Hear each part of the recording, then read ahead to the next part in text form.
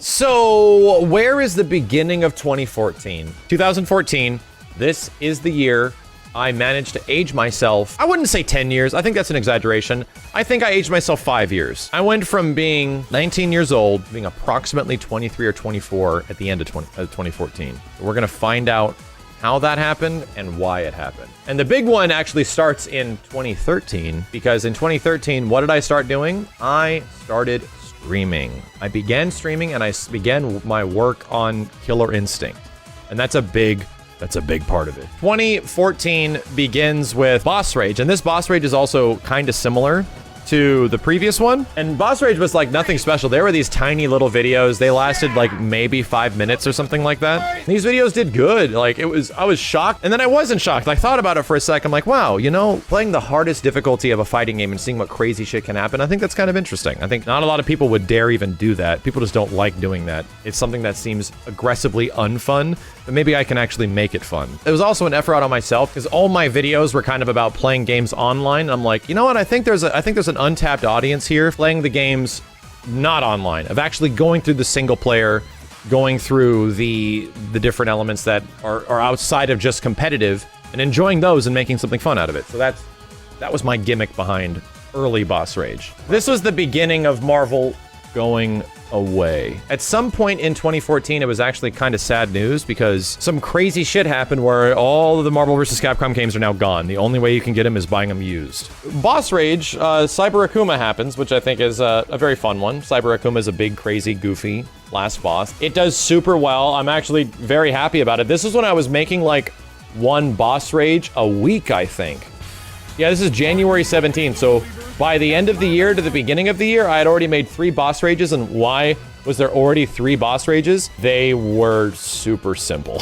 There was no music, there was no crazy editing, there was no storytelling, really, which is a very, very big difference to what Boss Rage would end up becoming in the grand scheme of things. I get the luxury of making one of my favorite trailers ever, which is Spinal. And this would be the trailer that even, you know, for the people I was working with and for at Microsoft and Double Helix, would compare to everything. Everyone would be like, can we get another trailer like that Spinal trailer? And I'm like, you know what?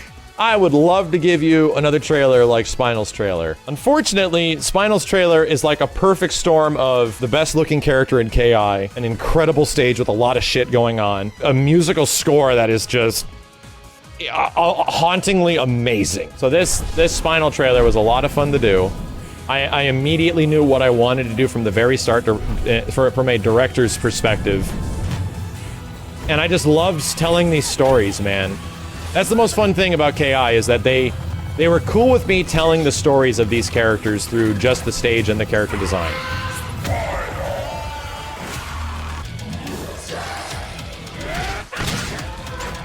There's a cool moment like this, is like, I set this up right here where we get this neat face reveal and shot of Spinal. And Jed, who was the sound designer for Killer Instinct at the time, added this cool, like this cool ass, like ghostly sound here. It's awesome. It's so dope.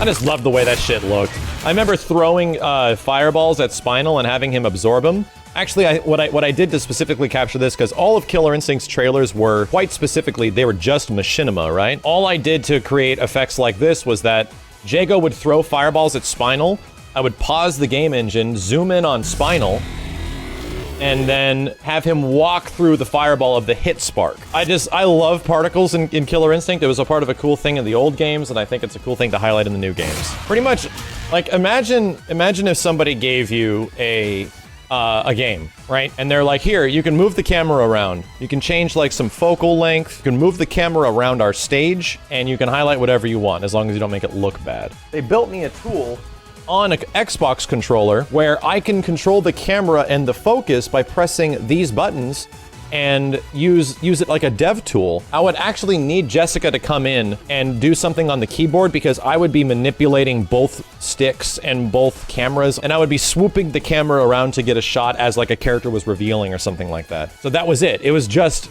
all these trailers was just machinima. That's how all of these things were made. And I was like, why does it look good? Well, it's because very special considerations to which shot, how the shots are, the pacing. We reveal one element after the next and then lead up to a big crescendo, which is usually their ultra combo. That was like the formula we had.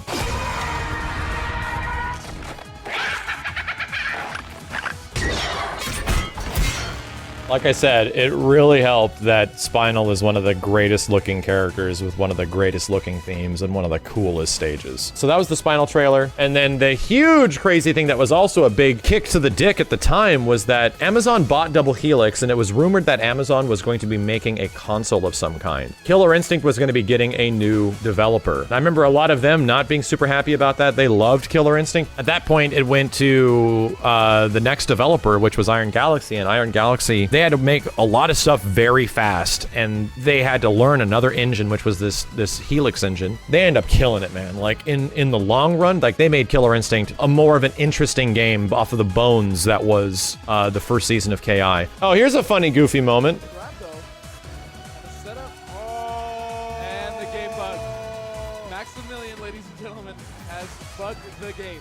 I had to sacrifice that round. I knew that there was a bug, and I was like, I'm gonna try playing Spinal anyway, just because I want to show off the character because I think he's super cool. And if you teleport it into the corner with Spinal, when he launched, he crashed the game. Here's a funny video that me and Simmons get an idea about. This is with all due respect to Iwata. This was before Iwata's very sad passing. So right after the Nintendo Direct, we record this thing and make like a joke Nintendo Direct. I don't know if one of you guys were one of the people that were there, but this premiered live. Nintendo Wii U is too advanced for your minds to process. With Nintendo Wii U tablet controller, you can continue playing video games even when you are taking a poop. In order for you to understand, we will be releasing new software coming out this year. It is titled, We Fuck You. We released real games to you, but you clearly do not care. Clearly do not care. That was a very funny stream. Strider comes out and it's awesome. Yeah, Strider's a fantastic game. I made a Strider documentary for Capcom. So this was a small documentary I got to make for Capcom. I set up the filming, the recording, and eventually the questions, like all that shit. And then I also had to do the editing. Modern era. I had to do the approval process, but yeah, it's like interviewing everybody.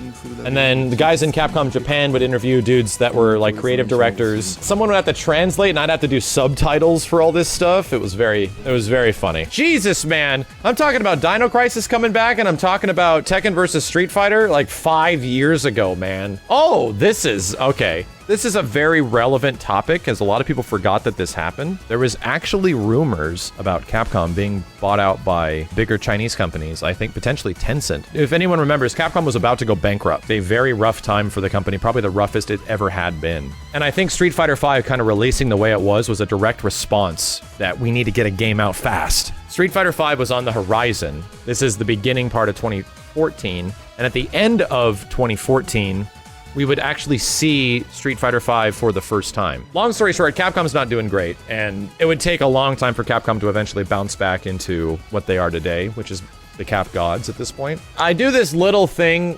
There's this little show that I started called Super Arts. Unfortunately, something else happened around this time frame, so a few guys will actually remember this. And it's about like the appreciation of some older fighting games. The big one was the art of Marvel vs. Capcom and X-Men vs. Street Fighter. And why X-Men vs. Street Fighter is a wonderful collection of Eastern and Western styles mixed together. And I think I even go into like the artwork comparisons of who the artists were, why the game ended up looking the way it did, and why it's one of the best like looking visual presentations in a fighting game ever. So, right around the beginning of the end of Killer Instinct Season 1, one of the last things they did for KI was add a special fight at the end of Killer Instinct, where you could fight against Shadow Jago. The cool part was that I did this live on stream, And the thing that was interesting about it was that we did not know how to get the boss fight to happen. We were actually figuring it out. So that whole process of us learning and figuring out and losing and watching the AI do crazy stuff and eventually beating the insane learning computer that was Killer Instinct was a very cool story to be told. And I wanted to tell that story. So I just started editing it. And it didn't, instead of being like the usual 4 to 5 minute boss rage, it ended up turning into Killer Instinct the movie. But the style of boss rage sort of came from this video. No, no, no, no, no! Oh my god, he fucked up! He fucked up! We did it! The only reason the AI would counterbrake is that it's trying to predict what you're doing. Because there's a habit that you did earlier that the AI is trying to take advantage of, which is the whole point of the Kyle difficulty. It learns off you, and it fucked up. In the end, Shadow Jago sacrificed himself for the good of the game and our future. The luxury of hope was given to me by a final boss. Because if a machine can learn the value of human life, maybe we can too.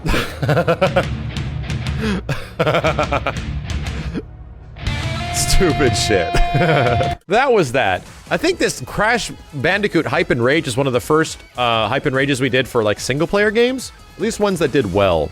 Get it! I just played this level. Oh, Christ. Oh, fucking. Oh, jeez! Oh! Simmons had never played it, so it was a lot of fun. Either way, it was one of the first Hype and Rages for like a full game just playthrough that we did. This happened live on stream.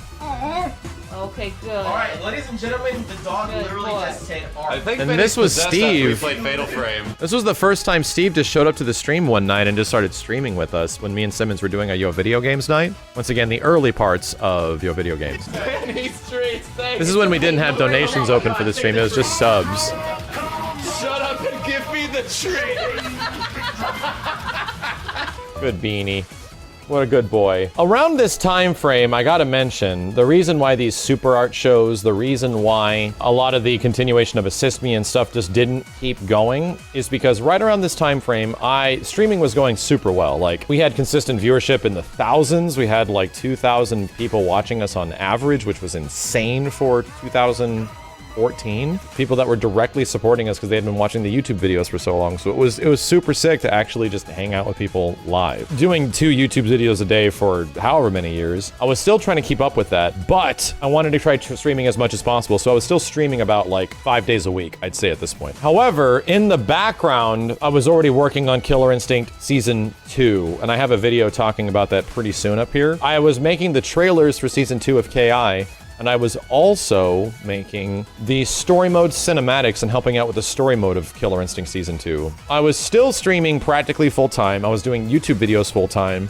And then I was working approximately 50 to 80 hours a week, battling with, you know, creative folks at Microsoft and Iron Galaxy on the daily. 2014 was the year where I was pretty much working 3 full-time jobs, and I don't remember leaving the house very often. Like I said, I aged myself about, I'd say 5 years in 1 year. I don't remember sleeping very much, but I did invite Mike over to play some Marvel vs. Capcom 2. I don't know if many people were here for this live, but this was indeed streamed live. Okay.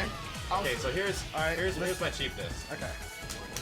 I wanted there to be something different from Excellent Adventures. Instead of us playing the same similar game, I wanted me and Mike to play one of his favorite games, which was Marvel 2, and it's one of my favorite games too. The Mortal Kombat trailer happens. And I feel like this was another big turning point for my channel because I was actually really excited for MK because I thought it looked good. I thought it looked a lot better than MK9 did, and I was actually excited for it. Going into E3, I really, really wanted to play it. And I knew that it was like the first time I was into Mortal Kombat, and a lot of people were getting into Mortal Kombat around the same time too. Boss Rage for Oni happens, and this is one of the most popular boss rages of all of them.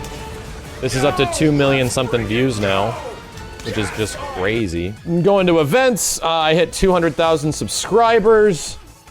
Making a bunch of Killer Instinct videos still. Sura's Wrath Boss Rage, this actually premiered live at EVO. I'm going straight for the dick! Get that dick! Yeah, buddy! Yeah, a lot of people really like this boss rage, which is cool. Found it good motivational watching and shit like that, and I'm like, that made me feel really good. Here's me going to Galloping Ghost for the first time. This is when I was visiting Ultimate Fighting Game Tournament before it was Combo Breaker. When Keats was actually running, the big tournament, UFGT. We told everyone we would be at Galloping Ghost. We were in line meeting and greeting people for like 7 hours straight in this hot little arcade. The line wrapped around the arcade, outside the building, like all this crazy shit, dude. So that's around the middle of 2014. This was right around when Marvel vs. Capcom had been rumored to be just like removed from everything, and then a new Marvel game was announced.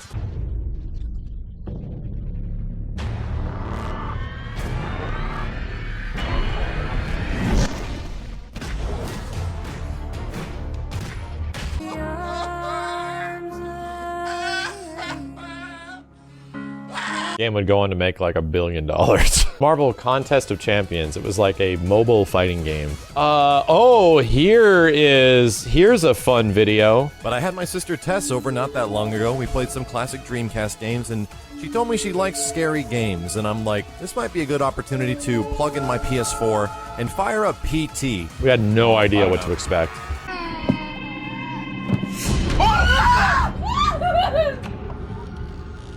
I'm fucking getting the shit out of here! I'm getting the fuck out of this place!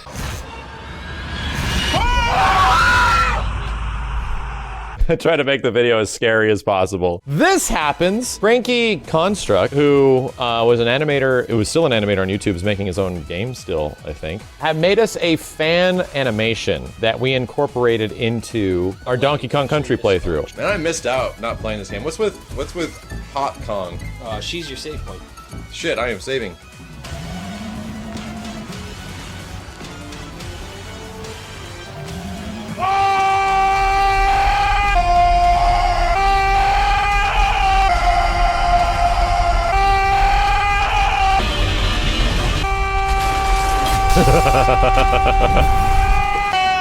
Get it! Oh shit! Fuck you! That boss fight takes so long.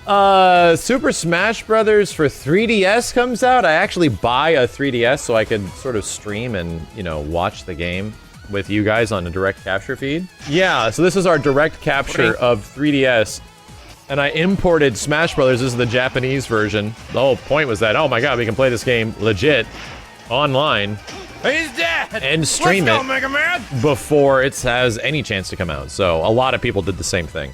We play some Mortal Kombat. I actually go on a vacation in this time frame. All of these videos going up, this was my first vacation. It was very nice. We went to a beach, we went to an island. I'll never tell anyone which island we went to. I just hung out, sat on a beach with my wife, and we had some friends and just hung out. Myself and Simmons get together, and we were pretty excited for Guilty Gear coming out. So much so that we make our own version of the Guilty Gear theme song. The guys at Arc System Works hired us.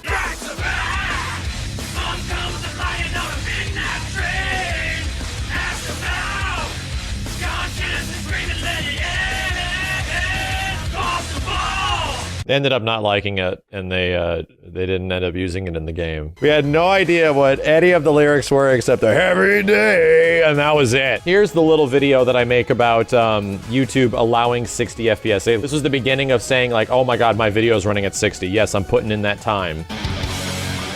Just showing off the fact that, oh my god, the natural fucking frame rate. Yeah, it was a big deal to me, man. I've been wanting that for so long, and it just seemed like it was an impossible future that was never going to happen, and it happened. And that was around the end of 2014. Oh my God, 8-player Smash was one of the greatest things, one of the greatest in creations of anything. Probably one of my favorite things ever. Easily one of the most insane streams. Just wrapping your head around this game mode was absolute insanity. I'm damn straight. This is not a fucking tree, boy. Koopa Kids battle. This is fucking awesome. All Koopa Kids. I think we're getting close to... Oh, shit. We are getting close to the end of 2014 because here is when Street Fighter V is first revealed. It's gonna look different. Get ready, it's not gonna look the same. How much bloom and shit there is. Oh my god, the texture work is completely different.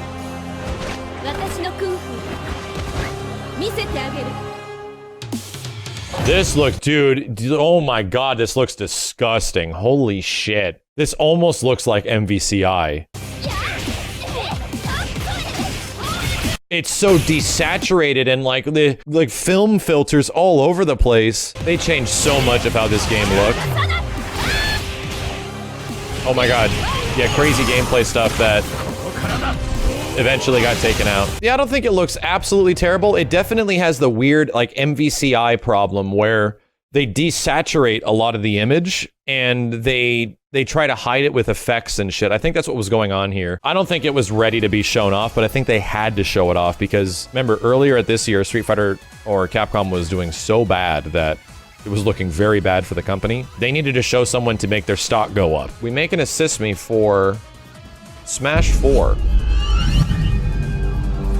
And it actually goes pretty well. This was a big idea of it was Simmons. He wrote the script, and Mike wanted to play Link. Think they can go to anyone's home and start looting the place like they own the property. It's okay. Link's a good guy.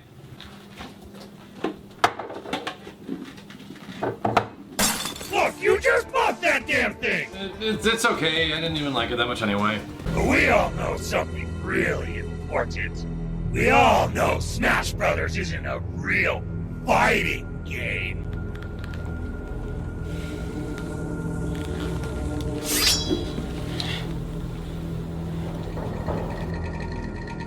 Oh, shit.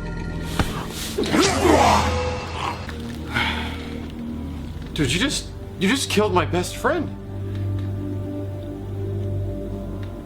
Well, yeah, it's nice that it's quiet, but you can't do that, dude. What the hell? Is Rockstar making the new Zelda?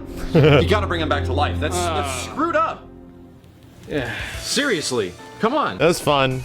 I kind of like our Assist Me one-offs. So 2014 to me was a pretty great year. I feel it was like the first year my YouTube channel was seeing growth. It was the first year I was really happy with a lot of the content on the channel. I wasn't able to keep up the consistency, but the fact that so many people were tuning in, the fact that a Mortal Kombat was on the horizon, Street Fighter on the horizon, Smash Brothers was coming out, it was such a great year for fighting games. Guilty Gear was coming out at the end of this year as well. It was such a great year just to be a fighting game fan. I think 2014 was the eventual great build-up to what would eventually become some of the coolest stuff we ever did on the channel, which was actually in 2015. So I have a lot to look back on this year that was actually kind of dope. This was a big moment where I found a lot of what I should be doing on the channel, which is like visiting a lot of fighting games and reminding people that the cool old ones exists and trying out some of the new ones. And a lot of the Real Talk episodes were getting great viewership and people seemed to give a shit about the insights on those videos and getting more in touch with the community and going out to events. Yeah, 2014 was pretty